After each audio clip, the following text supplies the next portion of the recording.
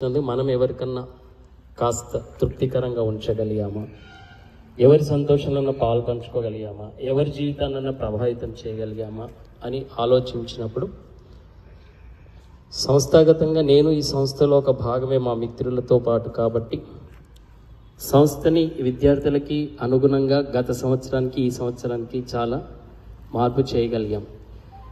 విద్యార్థులకి మెరుగు చేసామంటే ఇప్పుడు అది పూర్తయిన తర్వాత ఈ సంవత్సరమే కొన్ని ఫెసిలిటీస్ అందుబాటులోకి వస్తున్నాయి.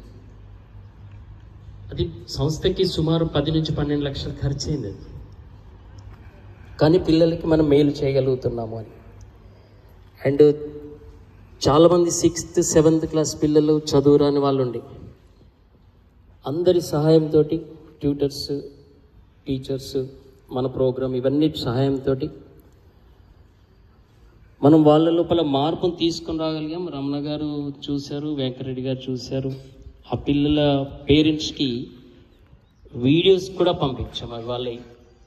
వాళ్ళకి అస్సలు చదవడం రాయడం రాని వాళ్ళు వేగంగా బాగా చదువుతూ ఆ తల్లిదండ్రుల మొహంలో ఆనందాన్ని చూడగలిగాం. సో కూర్చోండి అంటే యాక్చువల్ కటింగ్ అనుకొని వాళ్ళు నిల్చున్నారు.